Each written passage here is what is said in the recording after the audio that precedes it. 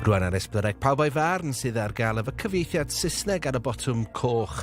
For an English translation on this lively debate programme now, just press the red button if you're watching us on Sky Plus, Freeview or Virgin Media.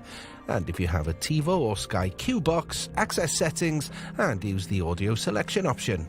Any problems? Please contact our viewers hotline. Mae Rygbi Cymru mewn Argyfwng. Heno fe fyddwn ni'n clywed pam ac yn gofyn oes na atebion.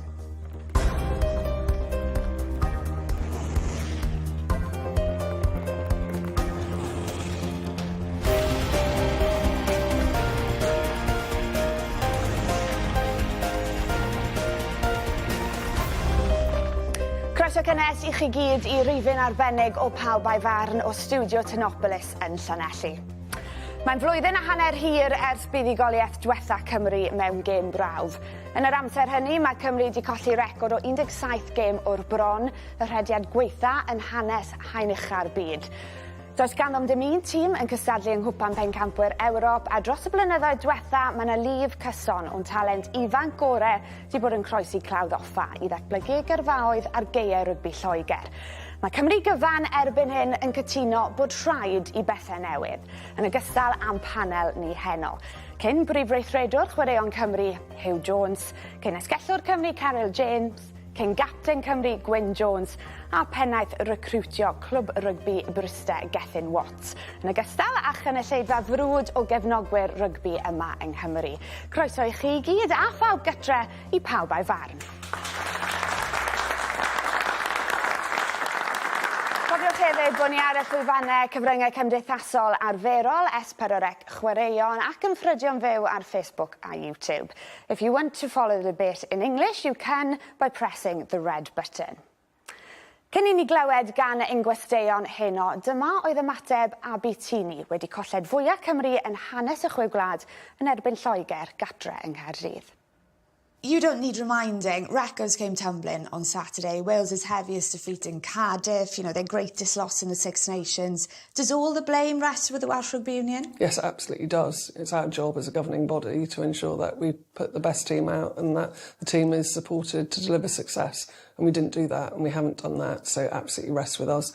I do just want to say thank you to Matt Sherratt and all the team, Matt for stepping up, with very little notice and delivering what he did. We saw some really strong performances before then, and, it's thank you to the players for that, and just seeing how they felt after the game, is heartbreaking and devastating, but they didn't let us down, we've let them down. Wel, y golled echrydus na oedd y catalydd Gwyn Jones ar gyfer y gyflafan diweddara. Beth oedd dy sylwadau di ar y chwiban ola? Wel, o'n i'n teimlo bod y chwiban ola wedi dod fel bendith. Oedd e'n ardaeth am y 5 munud ar 20 diwetha, ac oedd e'n ryddhad bod y gêm yn gorffen. O'n i'n meddwl bod Cymru, bod nhw'n trio'u calonau, oedd e'n mateb gyda nhw, oedd pob cais yn dod fel ergyd.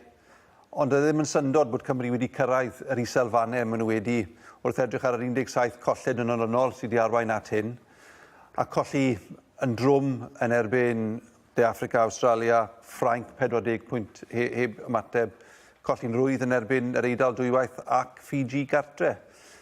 Felly, dylen ni ddim bod yn synnu pan ni'n colli gartre, ac oedd reality y sefyllfa yn credu yn blwmp ac yn blaen a methu osgoi y gwirionedd le mae Cymru'n sefyll ar hyn o bryd.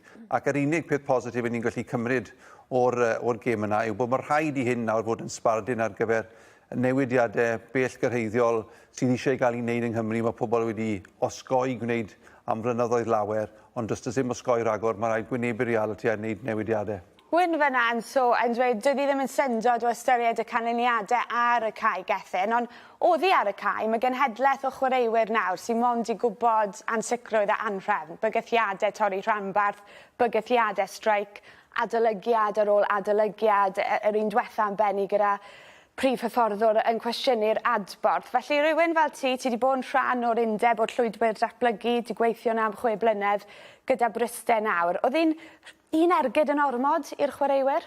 Oedd hi'n dorgalonus, ond ti'n bod yn goffi mynd nôl i yr hydref a'r colled, yr natur y golled yn erbyn De Affrica yn gorfforol, a mae natur o'r ffordd i ni wedi colli'r gemau, mae hwnna'n dorcolones hefyd ac mae'r solutions i gael nhw'n well, maen nhw'n bethau hir dymor ac pam ti'n edrych dros y 10 mlynedd diwetha, mae'r diffyg cysondeb yn y llwybr datblygu a rygbi yng Nghymru yn gyfan gwbl. Dyna un o'r problemau mwyaf yw'r diffyg cysondeb. Ond mae rhaid i pawb nawr torchi llewis, edrych mlaen, a mae'r scrutiny ar bob penderfyniad, bob ceiniog sy'n mynd i gael ei wario nawr ymlaen yn holl bwysig. Mae'r scrutiny yna, a mae'r chwydd wydyr yn amlwg. A dewn ni mlaen a newn ni drafod hyn o y llwybr datblygu, gêm y menywod, ariannu rhanbarthau. Ond Carol, ni'n dechrau gyda tîm y dynion oherwydd, fe wedodd Undeb Rygbi Lloegr wythnos ma bod 80% o'i cyllid nhw yn dod yn cael ei gyrru gan gynnal geme'r dynion yn Twickenham. Felly, os ni yn cael cyfnod estynedig o canlyniadau gwal, mae'n cael effaith ar bob lefel, ar drocynnau, ar noddwyr, a'n dy rôl di fel athrawes ar diddordeb y genhedlaeth nesaf. Wel, wrth gwrs bod achos rygbi yw ein gêm ni, a mae'n hunaniaeth cryf iawn gyda ni. Ni wedi cael gymaint o lwyddiant dros y blynyddoedd, a mae hwn wedi dod yn ergyd. Achos mae balchder mawr da ni dros rygbi yng Nghymru, a'i gweld y tîm cenedlaethol yn perfformio mor wael, a chlywed swing low, yn seinio rownd ein stadiwm ni, mae'n rhywbeth fi byth eisiau profi eto. So sut i ni'n mynd i gael pobl trwy'r drysau, sut i ni'n mynd i gael y gefnogaeth yn ôl gan y cyhoedd, a sut i ni'n gallu ysbrydoli plant ifanc ni, i eisiau chwarae rygbi dros ein gwlad, mae fe yn concern. Hyw, falch i gael arbenigedd llywodraethol di ar y panel heno ma. Be oedd dy ymateb di, nid yn unig i'r golled, ond i ymateb yr undeb wedi'r golled? I ddechrau, oedd e'n drist iawn fel pawb arall syth ar ôl y gêm. Ond erbyn nos Sul a bore dydd Llun, oedd e'n wyllt. Oherwydd cefais galwad gyda BBC yn gofyn i mi fynd ar frecwest ar fore dydd Llun. Ac ym mi wrthod yn y dechrau. Oedd e'n misio sôn am y gêm, oedd e'n misio meddwl amdan y peth. Ond be yn y ddeud oedd neb o Undeb Rygbi Cymru ar gael. Ac yr i hynny'n wylltioi. A'n yn wylltioi oherwydd mae'r corff llywodraethu chwaraeon efo cyfrifoldeb i gyfathrebu gyda pobl ac i ddwad allan. Ac os oes gan pobl cwynion neu beth bynnag, i rôl nhw ydy gwrando ar bobl ac i trio esbonio am be mae'r problemau yma di digwydd a be maen nhw'n mynd i wneud amdano. Ac yn nhw ddim.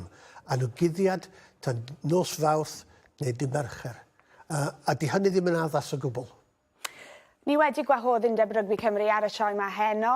Maen nhw wedi ymateb yn gweud bod Abertini wedi ysgrifennu llythyr agored i'r cyhoedd ac wrth gwrs nath i'r cyfweliad gyda fi wythnos diwetha. Ni'n mynd i droi'n sylw nawr at y gynulleidfa. Mae cwestiwn cyntaf ni heno yn dod gan Gareth Salt. Lle wyt ti, Gareth? Greit, diolch. Fi eisiau gofyn, ydyw e'n iawn i gadw'r 4 ranbarth rygbi yng Nghymru fel mae Undeb Rygbi Cymru wedi dweud bod yn mynd i wneud? Pwy sy'n eisiau'r cwestiwn yma? Dim syndod falle mai dyma yw'r cwestiwn cyntaf, ond gai atgoffa chi adre, mae Abertini wedi cadarnhau. Mi fydd hi'n cynnal 4 rhanbarth dros y blynyddoedd diwetha. Mae hefyd wedi cadarnhau bydd buddsoddiad yn cynyddu yn flynyddol 5.1 miliwn blwyddyn nesaf, a wedyn bydd e'n mynd lan i 6.8 erbyn 2029. Mwy o arian i'r academïau, fydd hefyd 2 chwaraewr dawnus, marquee player, 2 chwaraewr dawnus fyd-eang i bob ranbarth. Ydy hynny yn ddigon? Hugh Jones. Na, dwi ddim yn y marn ni. Dwi ddim digon o gwbl. Oherwydd, pan dyn ni'n cymharu y faint mae'r carfannau yn mynd i gael 6.8 mewn 5 mlynedd o amser. Mae gwledydd fel yr Alban yn barod ar rhywbeth fel 8 miliwn. Mae Ffrainc yn edrych ar bron i 15 miliwn i rhai o'r clybiau. Mae Iwerddon yn wedi Leinster ar o leia 10 miliwn. Dyn ni ddim yn mynd i gallu cystadlu yn erbyn tîmoedd fel hynny mewn pencampwriau Ewrop. os ydyn ni ar y ffigwr hynny. Rhaid i bethau newid a rhaid i'r undeb edrych ar i blaenoriaethau nhw eu hunain. Pan dyn ni'n edrych ar yr undeb, yn gyfartaledd, mae'r swydd, bob swydd yn yr undeb yn costio rhywbeth fel 530,000 o bunnoedd. Mae hynny'n andros o swm. A maen nhw'n cyflogi 344 o unigolion. Rhaid nhw edrych ar y ffordd maen nhw'n rhedeg eu hunain a'i blaenoriaethau. Y blaenoriaeth ddylai fod y tîmau proffesiynol a'r academïau a menywod, ddim yr corff llywodraethu chwaraeon eu hunain.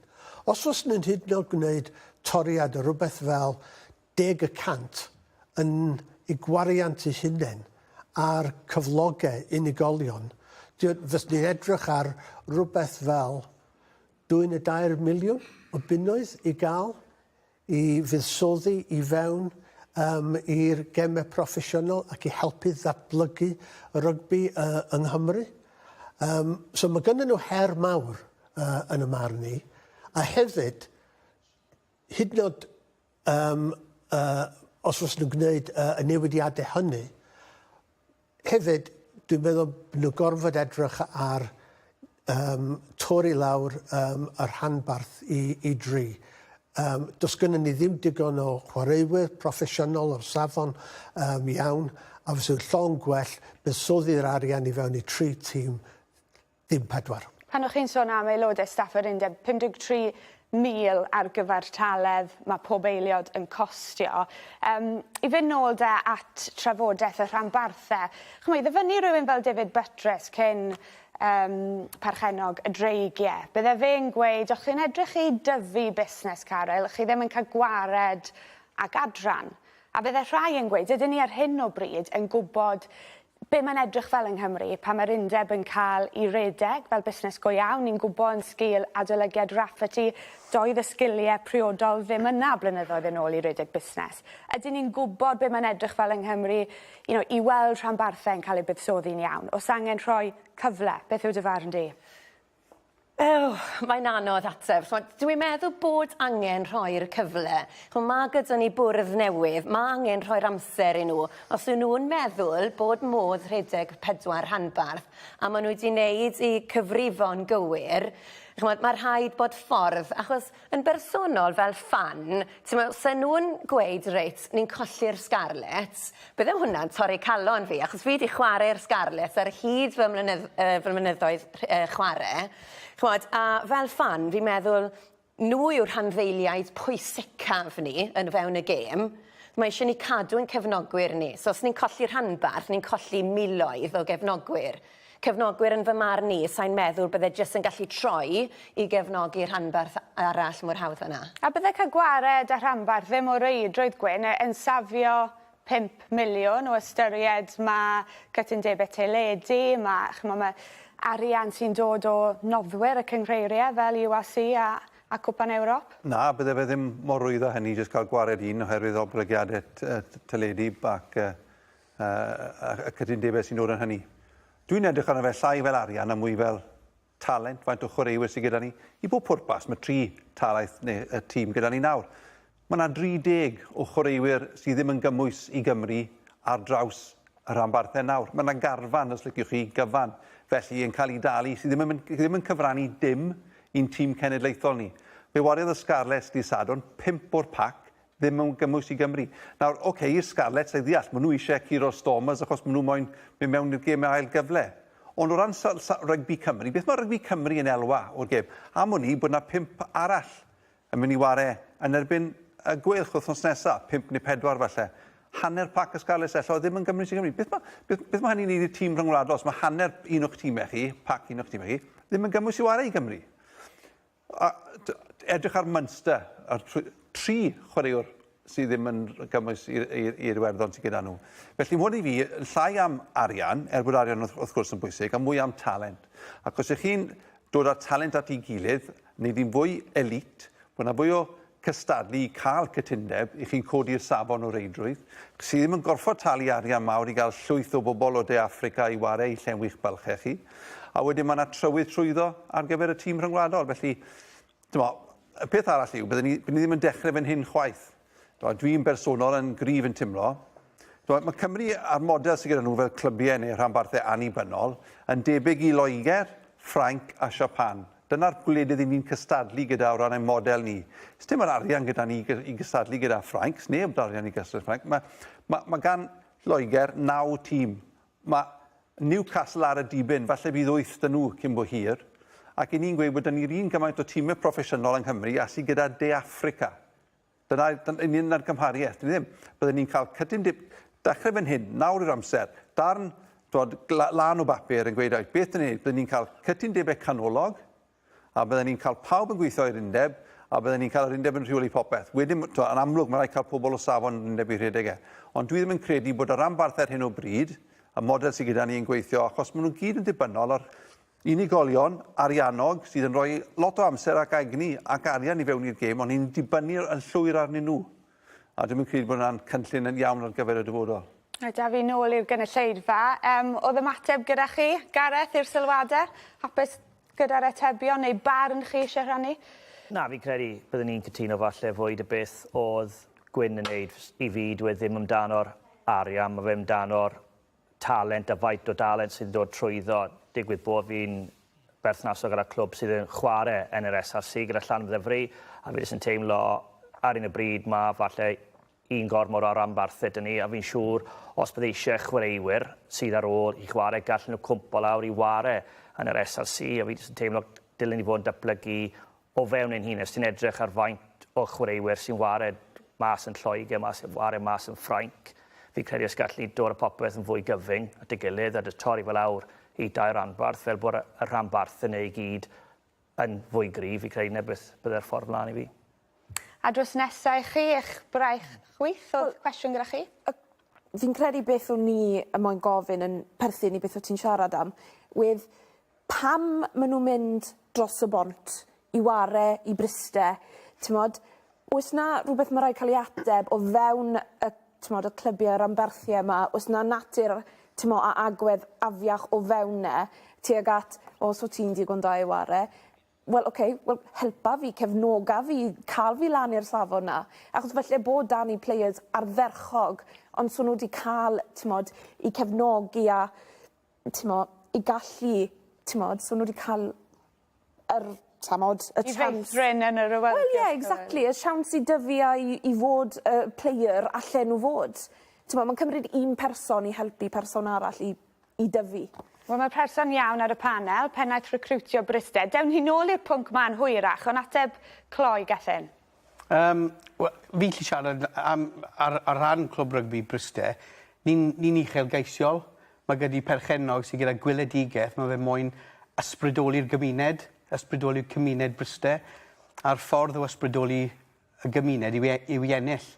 A ni wedi gwario cryn dipyn o arian ar y sgwad, ond os gallai weithio chi bod ni yw'r 8fed lleia sy'n gwario yn y gyngrair fel mae pawb yn meddwl taw'r checkbook Charlies i ni. Dim ond Newcastle a Exeter sy'n gwario llai na ni, a ni'n ail yn y gyngrair.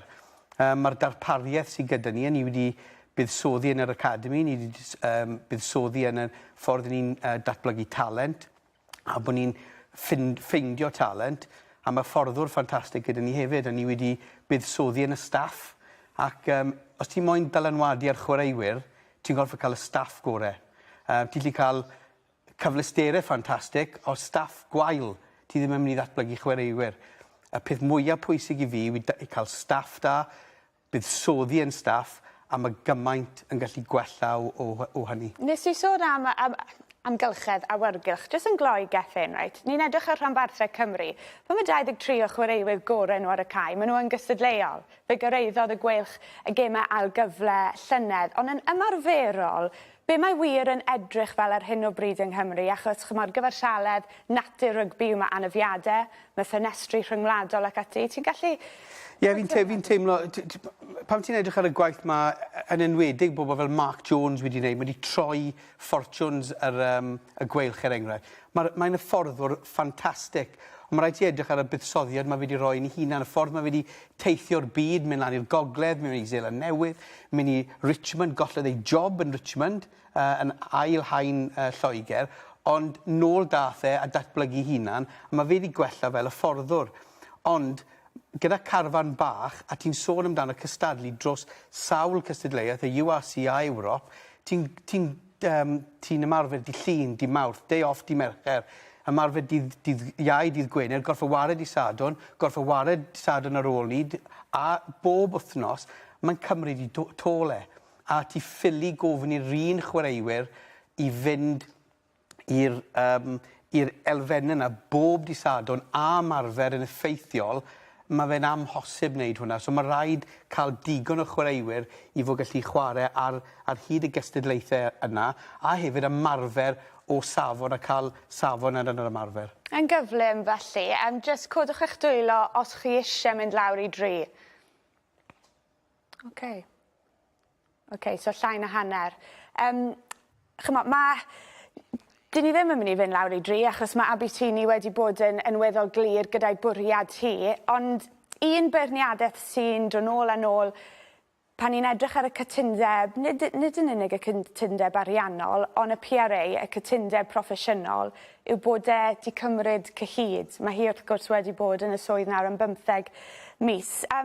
Ti wedi gweld y syniad gyda ti beth sy yn y cytundeb, oes rheswm am diffyg brys, a be neidio fe hyw? Wel, mae'n gymleth iawn, a mae'n fanwl iawn, a dyna'r broblem fwyaf gyda'r PRA yma. Un o'r pethau sy'n drist iawn i mi ydy'r ffaith bod y ddogfen heb newid dros 15 mlynedd, rhywbeth felly, oedd a'n disgwyl gyda bwrdd newydd yn dod i fewn, prif weithredwr newydd yn dod i fewn, fos nhw'n edrych ar y cytundeb a'r berthynas gyda'r rhanbarthau yn hollol wahanol, ond yn y heb, maen nhw wedi cymryd y cytundeb a jyst wneud newid bach a newid manwl yn y cytundeb ei hun. Dwi'n tueddu i feddwl pan dwi'n edrych ar y cytundeb, bod o rhywbeth fel rhyw foi yn gofyn i'w gariad. Cyn i ni briodi, dwi'n meddwl fysa'n syniad arwyddo rhyw fath o pre-nuptial agreement.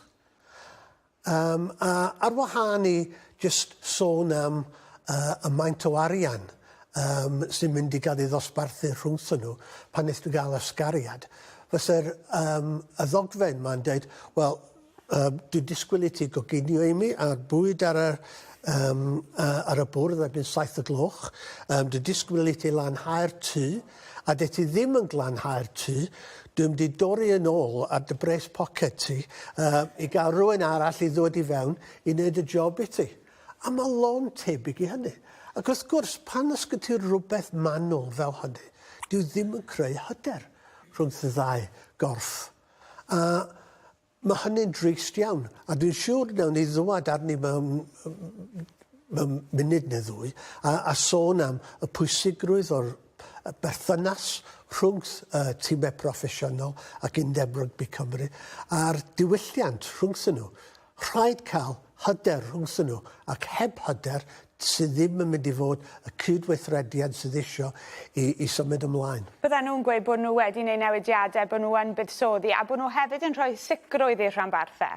Doedd hynny ddim hynna yn gynt. Fydd y rhanbarthau o leia nawr yn gwybod dyma'n union beth sydd gyda ni am y 4 blynedd nesaf. Ydy, fel bopeth, mae'n bwysig bod rhoi cydbwysedd o'r hwnna. Mae'n elfennau da ynddo, mae'n ddau elfen da iawn. Un ydy'r ffaith bod dros y 3 blynedd fydd y clybiau gwybod eu cyllideb, ac oedd hynny ddim yn bodoli o blaen. Hefyd, mae'r undeb wedi cymryd y Covid loan gan yr rhanbarthau. A mae hynny'n bwysig iawn ynglyn â gwneud yn siŵr bod ne fwy o arian yn yr rhanbarthau. Right, fysa lond o bobl yn dadle bod hynny, ddylai bod hynny heb gael ei roi arnyn nhw yn y lle cyntaf. Ond y peth ydy, rhaid ni groesawu'r ffaith bod yr undeb wedi gymryd o'n dôl a bod nhw'n mynd i roi hynny ar llyfrau hunain. A mae'n bwysig, jyst atgoffa chi gyd, dwi ddim wedi cael ei arwyddo to, ond ni yn disgwyl lawnsiad o ryw fath dros yr wythnosau nesaf. Reit, ar ôl yr egwl, mi fyddwn ni yn trafod gêm y menywod, sut i gadw gafel ar datblygu ein chwaraewyr ifanc yma yng Nghymru, a pherthynas y gêm gyda'r cefnogwyr. Peidiwch mynd ymhell.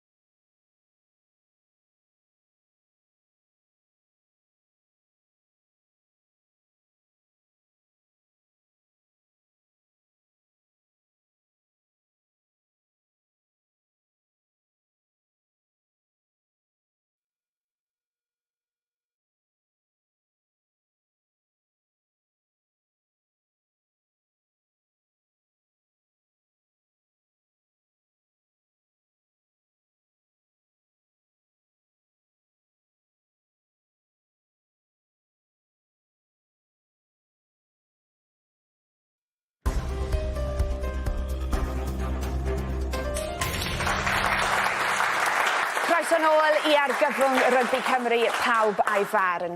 Ni mi droi'n sylw nawr i gêm y menywod sy'n mynnu mwy o sylw eleni gan fod hi'n flwyddyn cwpan byd. Yn ei strategaeth Cymru'n 1 y flwyddyn diwetha, y nod yw i fod yn gyson yn cystadlu yn 5 ucha'r byd erbyn 2029. A dwi'n mynd i droi'n sylw nawr at Caryl, ac yn bod ni'n trafod y lefelau is, gadewch i ni ddechrau gyda tîm cenedlaethol y menywod. Llwy bren llynedd, ond yn y cyfanser, maen nhw wedi penodi ei dyn. Siôn Lynn, ymgeisydd cryfa nôl bob sôn. A mae'n bwysig bod nhw wedi wneud ni mewn blwyddyn cwpan byd, achos maen nhw yn nawr, maen nhw'n chaso gwledydd eraill, o'r undeb eraill, yn dyn nhw. Ydyn, chymod, a ni wedi cael prif hyfforddwr nawr. Dwi'n gwybod bod y mercher a llawer iawn o barch ato fe. Lot ohonyn nhw'n chwarae o dane yng Nghaerloyw ac wedi ennill cwpan yr uwch gyngrair. A maen nhw'n clodfori fe gymaint yn siarad mor uchel amdano fe. A ges i sgwrs hyfryd gyda fe dros y penwythnos lan yng Nghaeredin. A mae fe'n ddyn sy'n edrych fel bod e wrth i bodd, chymod, yn hyfforddi tîm cenedlaethol ni. A mae'r deallusrwydd emosiynol oedd yn sgwrs ni, oedd e'n gymaint o sioc. Ti'n wedi cael hyfforddwr sy'n eisiau edrych ar ôl llesiant y menywod i ddechrau, dangos gofal iddyn nhw, dangos caredigrwydd iddyn nhw, ond ar yr un pryd yno i herio nhw i'r eithaf. A oedd hwnna jyst yn hyfryd i glywed, achos rhywbeth sa'n credu bod y menywod eriod wedi cael o'r blaen. A Gethin, jyst yn gloi, feddwl bod yr undeb yn y broses o benodi prif hyfforddwr dynion a cyfarwyddwr rygbi, felly bod hynny'n dangos bod y swydd yn un atyniadol? Odi, mae'n bendant, mae fe'n un atyniadol, ond mae Siôn Lynn yn cael y gwaith achos mae fe'n hyfforddwr da, a mae fe'n ennill. A os ti'n sôn amdano gyda'r dynion hefyd, mwyn dewis y coach yna, fi wedi clywed lot yn sôn amdano, mae rhaid bod e'n cyfathrebu gyda'r rhanbarthau, mae hwnna'n bwysig, ond mae rhaid bod e'n ennill, a mae rhaid bod gêm gyda fe gynta sy'n gallu ennill.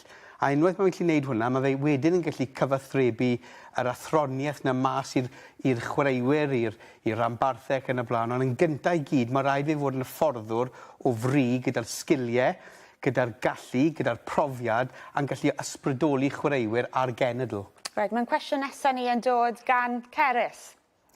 Unwaith eto. Oes angen strwythyr mwy penodol, mwy ffurfiol i ddatblygu rygbi menywod yng Nghymru, ond nid jyst ni, ond i cefnogi menywod i mynd mewn i rygbi a cymryd fel career o ddifri allan nhw cael. Ie, bendant. A dros y 2 mlynedd diwetha, mae gymaint o bethau da wedi cael eu rhoi mewn yn lle. So erbyn hyn nawr, mae gyda ni Carfan Cymru dan 19 sy'n cystadlu mewn gemau Chwe Gwlad. Mae gyda ni Carfan dan 20.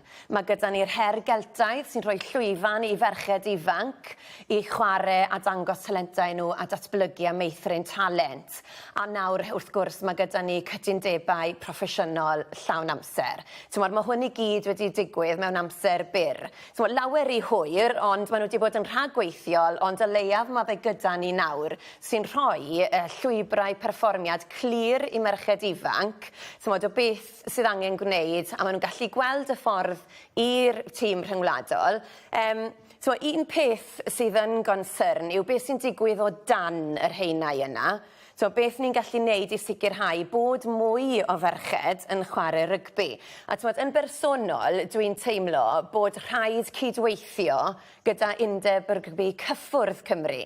Jyst i gael mwy o ferched yn rhedeg o gwmpas gyda pel yn ei dwylo nhw, yn mwynhau chwarae rygbi fel tîm, datgloi am ddiffynfeydd, dysgu sut mae meddwl, nid rhedeg trwy pobl, ond sut i gorffen sefyllfa 2-3, y 4-3, a just cael y rhyddid yna i fwynhau a chwarae. A wedyn falle meddwl, reit, yr elfen contact. Achos dyna beth digwyddodd i fi, dechreuais i chwarae rygbi cyffwrdd, o'n i'n hyderus bydden ni'n gallu, o'r sgiliau oedd gyda fi, gallu chwarae rygbi undeb, a wedyn ges i fy nghyflwyno i'r taclo. a o'n i'n dwlu arno fe. So fi'n meddwl mae rhaid cydweithio lot mwy gyda Undeb Rygbi Cyffwrdd Cymru a hefyd dod mewn ar gêm rygbi cyffwrdd i ysgolion hefyd, achos mae fe mor hawdd i wneud. Sim eisiau lot o hyfforddiant, sim eisiau offer drud. So mae mor hawdd, fi'n meddwl mae'n gyfle ni'n colli ar hyn o bryd. Fi'n gwybod y darlen gêm y menywod wedi esblygu a datblygu'n rhyfeddol. Fi sy'n rhan o pwyllgor gwaith sy'n Tasco Watkins yn 2001 y flwyddyn 2001. Daethon ni adroddiad a mas adeg hynny sut bydde Rygbi Cymru ar undeb newid mwyn y gyfynion y gêm broffesiynol. Dwi'n yn credu oedd yna frawddeg am gêm y menwod yn cwilydd i ni gyd yn yr adroddiad hynny. Mae'r gêm wedi newid ymlaen. Dwi'n credu bod yr undeb nawr, gyda bach o helyn sydd wedi bod, yn cymryd y gêm y menwod o ddifri. Yr uchelgais dyle fod yw bod fel pob tîm pentre, fel pob clwb, bod nhw tîm y dynion, bod nhw tîm y menwod. Yn wario pob disadon. Mae yna dipyn o ffordd i fynd, ond dyle fod pob pentre felly, a bod hynny felly yn newid diwylliant y clwb os ydych ti nos adwn, bod e'n mwy gymysg nag yw hyd yn oed ar hyn o bryd. Ond dwi'n credu taw dyna'r uchelgais dyle fod, bod nhw hefyd pawb yn cyfleidio pawb o'r gymuned, nid ond y tîm y dynion. Mae cwestiwn arall gyda ni yn y rheng flaen. Carol, beth fysa ti wedi hoffi cael yn wahanol yn ystod y gyrfa di? Waw, yna gwestiwn. Gymaint o bethau. So o'n ni'n chwarae yn y cyfnod amateur, gyda swydd llan amser, a wedyn gorfod cyrraedd ymarferion gyda'r nos, 3 gwaith yr wythnos a chwarae penwythnosau. So bydde cefnogaeth ariannol wedi bod yn hyfryd, achos o'n ni'n gorfod gadael fy swydd yn ddi-dal i fynd i deithio i'r Eidal neu'r Ffrainc mwyn cynrychioli fy ngwlad. So bydde hwnna wedi tynnu baich ariannol, achos wrth gwrs o'n i'n goffod talu morgais, goffod talu biliau, awn i ddim yn cael fy nhalu pan o'n i'n goffod gadael fy swydd. So oedd hwnna'n amser, eitha pryderus. Ond wedyn, lot fwy falle o just addysgeg dros y feitheg. Beth dylen ni fod yn bwyta pryd, a os oedd modd darparu bwyd i fi pan o'n i'n cyrraedd, fel bod fi ddim yn goffo stopo'n McDonald's ar y ffordd o gwaith i ymarfer, just i roi egni yn y corff. Gymaint o bethau, really. So, dwi'n edrych ar ble mae'r gêm wedi cyrraedd nawr i gêm y menywod, a mae fe yn gret, a bydden ni'n dwlu cael y cyfle i chwarae'n broffesiynol a jyst gallu buddsoddi popeth y ymdrech fy amser i gyd i rygbi. Ni'n sôn am cadw merched yn chwarae, cyflymu, datblygiad. Mae hefyd yn berthnasol i gêm y dynion a'r bechgyn gethau. A i fynd nôl i gwestiwn Cerys am chwaraewyr yn gadael. Ydw yn broblem bod nhw'n gadael, ond i bai bod nhw'n dod nôl? Ni'n edrych ar tîm Danigen Cymru, a dwi'n meddwl nath y tîm Danigen rhoi bach o obeth i ni bod talent yn dod trwyddo, yn curo'r Gwyddelod, yn curo Lloegr. 1 ar 10 o'r garfan yn chwarae yn Lloegr, ond mae y capten newydd arwyddo'r dreigiau. Felly, a'r peth pwysig yw bod ni'n cadw cysylltiad? Gallai jyst wneud un pwynt, a pwysigrwydd a cryfder y Crys Coch. Dyw'r crits yma ddim yn croesi'r Bont Tafren, a maen nhw'n moyn wario Lloegr. Maen nhw'n moyn wario Gymru. Dyna'r peth mwyaf pwysig. Yn ail, mae lot yn gadael, gambell un yn gadael, achos maen nhw'n meddwl bod y darpariaeth yn well. Achos eto, fi ddim yn gallu sôn amdano beth i ni'n neud gyda ysgolion fel Clifton, Taunton ac yn y blaen. A o ysgolion private, ni hefyd yn gweithio gyda ysgolion fel SGS, Hartbury ac yn y blaen. Ond y reswm ni'n gweithio gyda nhw yw ni'n buddsoddi yn y staff, ni'n buddsoddi yn yr cyflesterau. A mae'r darlun mae hwnna'n rhoi, a'r cyfle mae hwnna'n rhoi i'r chwaraewyr, maen nhw'n gwneud penderfyniad bod nhw'n meddwl bod e'n well i fynd gros y bont. Mae'r cyfleuon yna i gael yng Nghymru. Fi'n cofio, a bydde ti'n cofio, Lauren, o ti'n part o'r prosiect nôl yn 2011, dechreuodd cyngrael ysgolion a cholegau Cymru. A reswm dechreuodd hwnna oedd i wneud siŵr bod e'n gystadlu yn erbyn yr Hartburys a'r Cliftons. So, dim pwynt cwyno amdano fe, mae eisiau cystadlu ni erbyn e. A mae ysgolion, pam chi'n edrych a beth mae Glantaf wedi wneud, beth mae Coleg Llanymddyfri wedi wneud yn ddiweddar. Pam mae fi a Gwyn yn Coleg Llanymddyfri, oedd e gyda'r ysgol gorau yng Nghymru, wel, Mrydain fawr. Mae dal ar rhestr 12 ysgolion gorau'r byd? Do, ond gwmpodd e. Yn diweddar? Cwmpodd, oedd y safonau wedi cwmpo, achos o'n nhw ddim wedi blaenio'r eithi rygbi yn yr ysgol, ond nhw ddim wedi buddsoddi yn hyfforddi, etc. Nawr maen nhw wedi, nawr maen nhw ar ben y goeden unwaith eto. So, beth mae Undeb Rygbi Cymru wedi wneud yn ddiweddar, mae chwaraewyr wedi dod draw i Lloegr, mae bobl Richard Whiffen wedi wneud job arbennig yn cadw cyswllt gyda'r chwaraewyr yma i wneud yn siŵr bod nhw ddim yn colled i Gymru. A mae hwnna'n peth positif iawn. Reit, mae dwylo lan yn y gynulleidfa. Ewn i chi. Byddwn ni'n cyd-fynd â beth mae Gethin yn gweud. Fi'n cofio nôl pan many moons ago. Pan o'n i'n ysgol, wared ysgol ramadeg y bechgyn yn Llanelli. A ni bob disadwn yn cystadlu gyda'r Belmont Abbeys, y Winslows, Millfield Schools. A oedd y safon, o'n i yn cystadlu'n dda iawn dyn nhw. Beth i fi'n gweld, ydych chi'n cyd-fynd bod ni wedi colli yr elfen o'r gêm yn yr ysgolion, yn wedi l'ysgol uwchradd. Mae'n iawn i weid i dynnu boes i gyd mewn un tîm i Gymru, ond pan mae 6 neu 7 ysgol eitha deilwng gyda chi sy'n yn cystadlu bob wythnos gyda'r tîmoedd yma, nad yw hwnna'n rwyddach wedyn i garfan Cymru dynnu nhw mewn. Mae hwnna'n bwyd pwysig, ond mae rhaid i chi weld fel mae'r holl beth wedi datblygu, esblygu dros y 20-30 mlynedd diwetha. Dyw cael staff rhan amser a volunteers ddim yn gweithio ragor.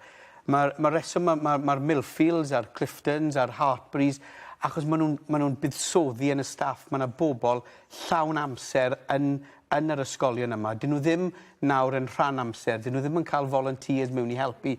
Pan chi'n edrych ar ysgolion y Zeeland Newydd, pan chi'n edrych ar y gystadleuaeth yn De Affrica, yn ysgolion fel Blackrock yn Nilyn, mae yna hyfforddwyr llawn amser, hyfforddwyr S4C llawn amser, a mae hwnna'n rhoi ymalder, frequency i'r chwaraewyr yma i ymarfer yn iawn. Achos eto, pan o'n i'n tyfu lan, oedd Gwyn yn yr ysgol hefyd, ymarfer 2 waith yr wythnos, falle nos Fawrth a nos Iau. Dyw hwnna ddim yn ddigon da ragor, achos mae fe nawr wedi symud i fod yn gêm broffesiynol, a mae rhaid cael frequency a cysondeb yn yr ymarfer yna mwyn tyfu yn gorfforol, mwyn datblygu'r sgiliau yma. A mae'r ysgolion yma, a'r rhaglenni yma, wedi bod yn academïau proffesiynol bron y bod, gyda staff proffesiynol. A dyna le mae'r buddsoddiad yn gorfod mynd, a gyda'r arian newydd yma, bydde fe'n diddorol gweld nhw'n buddsoddi yn y staff yn gyntawr. Fi'n cofio cyfweliad James Ryan y Clo ar Iwerddon, bydden ni yn Blackrock. A wedyn beth oedd y gwaniaeth rhwng wario fel disgybl yn yr ysgol a wario i Leinster, wedyn yr unig gwaniaeth oedd rhaid i mynd i ambell i wers. Yr unig gwaniaeth o gymharu a beth oedd safonau, ymarfer, dadansoddi, ffitrwydd, bita, popeth. Yr unig gwaniaeth yn gweud rhaid ambell i wers. Ond oedd y arbenigaeth, oedd y buddsoddiad, oedd popeth oedd yn cael ei wneud i baratoi gêm ar gyfer disadwn, jyst y bod yr un peth. A mae'n anodd iawn i ni gystadlu gyda hynny. A fel unigolion, os ti'n cael cyfle i fynd i Millfield, mae'n anodd iawn i ti, holl cyfleoedd bywyd wyt ti'n mynd i gael trwy'r cyfleoedd yna i dynnu yn ôl. Beth mae rhaid i Rygbi Cymru wneud yw cadw cysylltiad, cadw'n agos gyda nhw. Wneud yn siŵr pan maen nhw'n gorffen y trywydd yna, maen nhw'n gadael Millfield, maen nhw'n dod nôl i Gymru. Maen nhw'n dal i teimlo'n Gymraeg, a maen nhw eisiau gwisgo'r Crys Coch. Os mae Lloegr moyn talu ddatblygu'n talent ni, so ni'n gallu cwyno'n gormod. Wel, o ti'n sôn am diffyg hyfforddwyr ar lefel ysgolion. Mae'r un peth yn wir am y lefel rhanbarthol. Wel, so ni Dai Flanagan yn bennaeth recrwtio hyfforddwr amddiffyn ac yn brif hyfforddwr yn ei rôl gyda rhanbarth. Oedd yn ormod. Mae'n ormod, a mae fe'n i ofyn i un person, a fi ddim ond yn hyd yn oed pan fi wedi ymfalchuo'n gweld boes fel Gareth Potter a Euros Evans, enghraifft, yn gweithio gyda Llandyfri, yn gweithio gwirthiau gyda Llandyfri. Ond mwyn i'r chwaraewyr yna fynd i'r lefel nesaf, mae rai bod nhw'n cael fwy o amser i ddadansoddi ac yn y blaen. A mae gyda Gareth a gyda Euros jobs arall. Mae Euros yn gweithio'n Coleg Sir Gar. A mae fe'n trial rannu amser dros 2 raglen. Mae fe'n amhosib i'r chwaraewyr yma, i'r fforddwyr yma, a pwy sy'n colli mas i'r chwaraewyr. So mae'r strwythyr yna yng Nghymru, mae bob elfen o'r Diw y Shield, i'r colegau ar ysgolion, i Super Rugby Cymru, i'r rhanbarthau, mae'r strwythyr yna, ond mae'r rhaid buddsoddi yn y staff i weithredu'r system y gorau gallen nhw. Dewn ni nôl at y tu hywyn y man. Y cwestiwn ganddoch chi yn y crys glas. Doi beth ydw i'n gwyn, ti'n sôn am iawn i gael tîmau merched yn bob pentre, bydd hwnna'n ffantastig. Ond y broblem sydd yn ni ar y foment yw gael tîm dynion i fod yn bob pentre. Ac erbyn hyn, pam ti'n edrych ar y papurau syl a gweld y gemau sydd wedi cael ei gohirio, a dim yn gohirio oherwydd tywydd yw erbyn hyn, gohirio oherwydd dyn nhw ddim yn gallu cael tîm ynghyd i chwarae'r ddisadwn. A fi'n gwybod yn y cylch cod, ti'n modd, mae yna dimoedd sydd yn adran 3, 4, 5, yn aml iawn yn goffod tynnu mas o gemau'r ddisadwn. Fel, y cwestiwn yw, fel ni'n cael reina nôl i chwarae. Pam ti'n ystyried, a pam ni'n ystyried yn y pentrefi erbyn hyn, rei am Bryn Aman, mae yna un tîm o'r dynion, tîm dynion, mae yna 4 tîm pêl-drod yna. O ddim pêl-drod yn cael ei chwarae yn y cyfnod ni yn Bryn Aman, ond erbyn hyn mae yna 4 tîm senior nawr, mae yna blant yn chwarae, cyrraedd 16 mlwydd oed, mae nhw'n diflannu. Rai mynd i golegau fi'n derbyn, ond sut i ni'n gallu meithrin bobl i ddod i chwarae'r gêm ar lefel yn uwch dyn ni, lefel 20 oed ymlaen. Mae hwnna mynd ar goll yn gyflym, a bydd nifer o dîmau cymwy hir ddim yn bodoli rhagor. Ni mewn sefyllfa anodd fyd, mewn ysgolion, so mae ysgolion yn le da i ddechrau, so mae gymaint o bobl ifanc yn ein ysgolion ni. So os ni'n gallu ennill y diddordeb fan yna, dyna dechreubwynt ni. Os yw ysgolion ni'n gryf, bydd clybiau ni'n fwy debygol o fod yn gryf hefyd. A mae rhaid i'r ysgol, penaethiaid ysgolion, Llywodraeth Cymru sy'n eisiau cadw plant yn addysg Gymraeg yng Nghymru yn hydrach yn mynd draws y ffin i gorffen addysg ôl 16 drwy'r Saesneg. Mae hwnna yn neud fi'n grac fyd. A mae rhaid i'r undeb Llywodraeth Cymru, prif athrawon, i gydweithio a dod at ei gilydd a ffindio ffordd. Achos mae Dewi Lake yn enghraifft perffaith, o un o chwaraewyr gorau yn y byd, nath aros gyda ni yn Llangynwyd i astudio yn y 6 dosbarth a gorffen ei addysg trwy gyfrwng y Gymraeg. Dyma'r balchder sydd gyda fe, ac sy'n we'n gallu, y chwaraewr mae fe wedi tyfu lan i fod, wel, mae eraill yn gallu fyd. So mae rhaid i ni fodelu siwrne addysg Dewi hefyd. Ac mae plant ar hyn o bryd yn meddwl mae rai nhw adael Cymru os maen nhw eisiau cyrraedd yr uchelfannau. Ond gyda colegau ni hefyd, fel ni'n dweud, mae rai ni buddsoddi mewn cyfleusterau adnoddau hyfforddwyr. A mae rhaid i ni gydweithio gyda ysgolion fyd mwyn cadw nhw yng Nghymru. Chi yn y Crys Gwyn wedi cael eich llaw lan yn peth amser? Ydych chi'n credu o ran dy'r reolaeth o rygbi yng Nghymru, bren holl bwysig hyn o'r edrych falle talent ymhellach sydd falle ddim yn dod o Gymru de. Mae chwaraewyr o'r tili twy pelotw, maen nhw wedi cael eu seilio'n gryf yma yng Nghymru, ond wedyn mae un o'r teulu ni wedi colli i Lloegr. So ydy rhywbeth ffyrna a rhywun fel Ffewa Boso, rhywun sy'n safon uchel iawn, ni wedi golli o Gymru, sydd wedi mynd i Exeter, ydy hwnna'n rhywbeth mwy o gyfrifoldeb i fynd tuag ato, a bod eisiau rhoi mwy o ymdrech mewn iddo fe na falle rhannau arall. Os o'n i'n, mae ffaith i chi, mae fwy o bobl yn ddilys i wario i Gymru yn byw yn Lloegr na sy'n ddilys yn Nghymru, trwy fod yn feibio neu ac yn y blaen. So, yn bendant, mae o ran y lefel proffesiynol ac o ran y lefel tîm ryngwladol yn bendant, mae yna lot o waith i wneud yn yr elfen yna. Achos unwaith eto, un o'r pethau pan ych chi'n edrych ar y tîm gurodd Cymru wythnos neu 2 yn ôl, bydden nhw'n gallu rhoi ail dîm a trydydd tîm sy'n rhan mor gryf. Chi dim ond yn gorfod edrych ar y curries, boes fel Guy Pepper ac yn y blaen. Mae'r boes yma'n 21, 22, 23, a oedd Capocco yn chwarae i'r dîm Lloegr. Mae'n anferth. Mae yna conveyor belt o chwaraewyr gyda nhw. So, ond, mae yna lot o Gymru sy'n ddilys i wario i Gymru, ddim yn mynd i wario i Lloegr. Kane James, enghraifft, o Sir Benfro yn wreiddiol, yn wario Exeter, ond wedi cael ei fagu yn Lloegr, ysgol Sedbra ac yn y blaen. So, yn bendant mae lot fwy o waith i wneud, ond eto mae'n cymryd arian i fuddsoddi yn y system yna, i ffindo'r chwaraewyr yna, i gael y cysylltiad yna, ac yn fwy pwysig byth i ysbrydoli'r chwaraewyr yna i ddod nôl i Gymru, i wario i Gymru. Ond Hyw, y flaenoriaeth fydde ariannu academïau a wneud yn siŵr bod nhw'n cadw at gofynion sy'n y PRA, wneud siŵr bod rhywun o bosib y cyfarwyddwr rygbi newydd yn dod mewn ac yn gorchwilio academïau Cymru. Mae'r flaenoriaeth yn dechrau fan hyn, yn dyw e? Ydy mo'n. A ddodden ni ganmol Undeb Rygbi Cymru ynglyn â be maen nhw wedi wneud ynglyn â gêm menywod. Ynglyn â rhoi flaenoriaeth iddo, rhoi arian, buddsoddi arian, mae'r cyllideb wedi cynyddu llon dros y blynyddoedd diwetha, a mae'n mynd i gytuno i gynyddu. A dwi'n siŵr bod ni gyd yn croesawu hynny.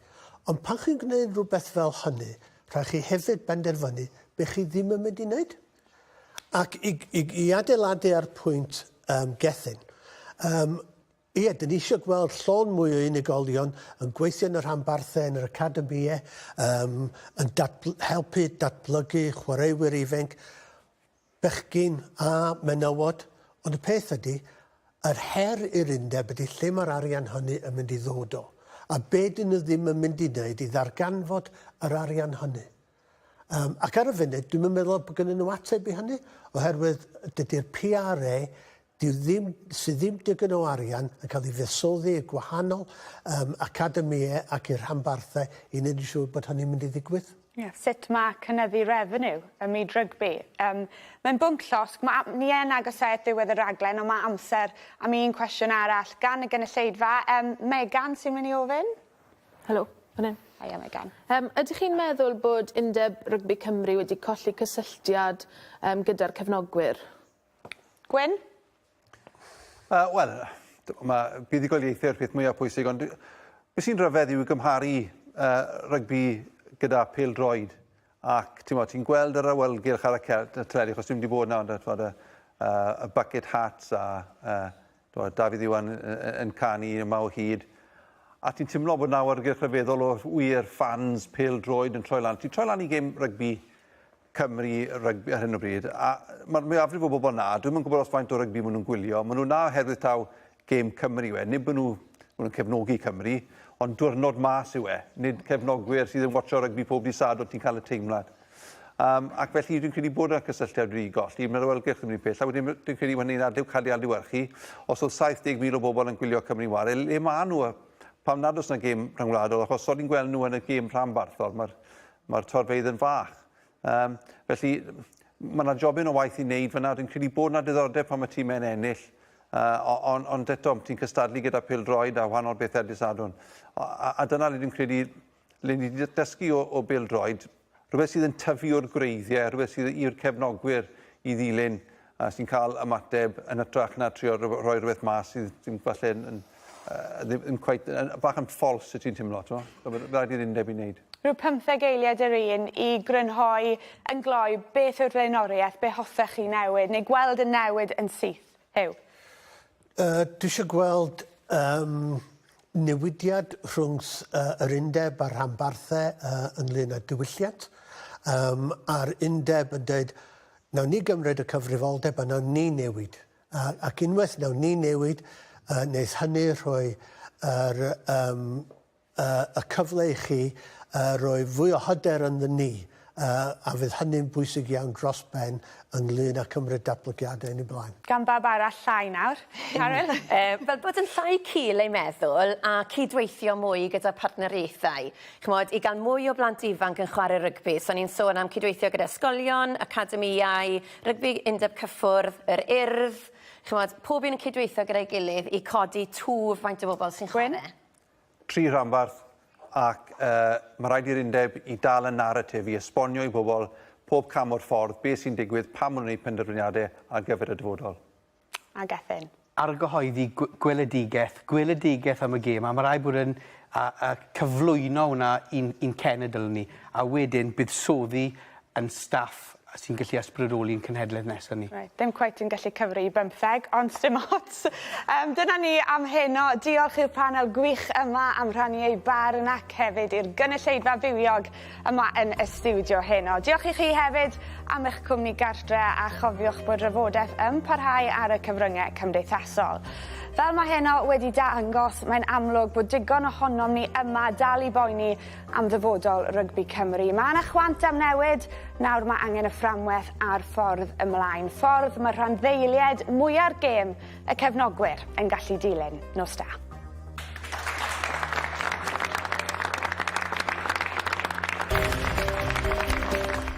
Elfyn Evans oedd ar wyb dros y penwythnos yn rali safari Kenya ac aroswch efo ni i weld os lwyddodd o'i ymestyn i fantais ar frig y bencampwriaeth yn ralio yn dilyn rhagolwg yn y tywydd nesaf.